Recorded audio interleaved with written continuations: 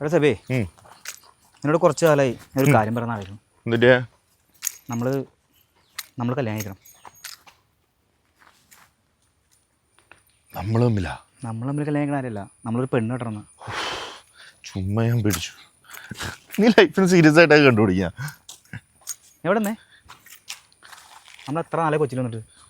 ഒരു 2 മാസമായി കൊച്ചിയിൽ വന്നിട്ട്. റീൽ ചെയ്യണം, ചായക്കട വേണം, ബിസിനസ് ചെയ്യുന്നുണ്ട്. ഇതിലൊന്നും ചെയ്തിട്ടില്ല. ചേട്ടാ അത് എൻ്റെ ഒരു അവസ്ഥ കാരണമല്ലേ. നമ്മൾ ഒരു പരിപാടി പിടിച്ചില്ല വേറെ അതല്ലേ. എന്ത് പരിപാടി? നിനക്കെന്തൊരു പണി ഇവിടെ? ഇത് ചെയ്യണമെന്ന് പറഞ്ഞാൽ നമ്മൾ ഇങ്ങോട്ട് വന്നേ. ശരിയാടാ, ചെയ്യാം. നീ ടെൻഷനാവല്ലേ? എടാ അത് മാത്രമല്ല, കഴിഞ്ഞ 6 മാസമായിട്ട് നമ്മൾ ഒരു റൂമിൽ താമസിക്കണം.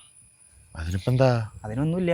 കല്യാണം എന്ന് പറഞ്ഞപ്പോൾ നീ ആദ്യം ആലോചിച്ചില്ലേ നമ്മൾ തമ്മിലൊന്ന്? ഇതേപോലെ കൂട്ടുകാരന്മാർ ആലോചിക്കും. അല്ലെങ്കിൽ തന്നെ പെണ്ണ് കിട്ടുള്ള ജോലിയില്ല. ഇനി അതിനൊരു കാരണം ഇതും കൂടി ആവരുത്. ആൾക്കാരങ്ങനെയൊക്കെ പറയുമോ? എടാ തുറന്ന് പറയണമെന്ന് തോന്നരുത്. നമുക്ക് ഈ ആക്ടിങ് ഒന്നും സെറ്റാവില്ല. എടാ ഇത് തുടങ്ങിയപ്പോഴേ നീ നെഗറ്റീവാണ്. എടാ ഇതൊന്ന് തുടങ്ങട്ടെ. നീ ഇന്നലെ തന്നെ ആക്ടിങ് ക്ലാസ് വെച്ചപ്പോൾ നീ എന്താ കാണിപ്പിടിയാ? എടാ ഒരു 100 പേര് ചുറ്റും നിൽക്കുകയാണ്, ഞാൻ എന്തുട്ട് ചെയ്യാനാ? എടാ ഞാൻ ടെൻഷനായി, അതുകൊണ്ടല്ലേ. നീ ഇപ്പം എനിക്കൊരു ടാസ്ക് തന്നെ, ഞാൻ ചെയ്ത് കാണിക്കാം. പോയാ എടാ പോലെ നീ ഇങ്ങനെ ഇതൊക്കെ നിനക്ക് അഭിനയിക്കാൻ അറിയില്ല, നീ അത് പറ. എനിക്ക് അഭിനയിക്കാൻ നന്നായിട്ട് അറിയാം. നീ ഇപ്പം എനിക്കൊരു ടാസ്ക് ഞാൻ ചെയ്ത് കാണിക്കാന്ന്, എന്നിട്ട് തീരുമാനിക്കാലോ. ഓക്കെ, ഇന്നലെ ചെയ്ത ടാസ്ക് ചെയ്തു. ഓക്കെ, മരിച്ചിടക്കുന്ന പിതാവിനെ നോക്കി വിങ്ങി പൊട്ടിക്കറിയുന്ന മകൻ. ഓക്കെ, വിങ്ങി പൊട്ടണം. ഇത് ചെയ്താൽ നീ സമ്മതിക്കോ? ആ ഓക്കെ.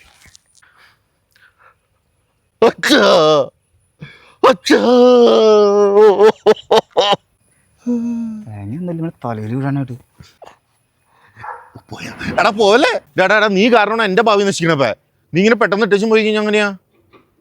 ഇതാണ് ഭാവിയാ? എടാ നീയും കൂടി പറഞ്ഞിട്ടല്ലേ ഈ പരിപാടി തുടങ്ങിയേ. എടാ നീ കാരണമാണ് ഇപ്പൊ ഇത് നിൽക്കാൻ പോണേ. നിന്റെ ഒടുക്കത്തെ നെഗറ്റിവിറ്റി കാരണം. എന്ത് നെഗറ്റിവിറ്റി? ഇപ്പൊ നീ ഇതിന് ഉത്തരവാദിയല്ല.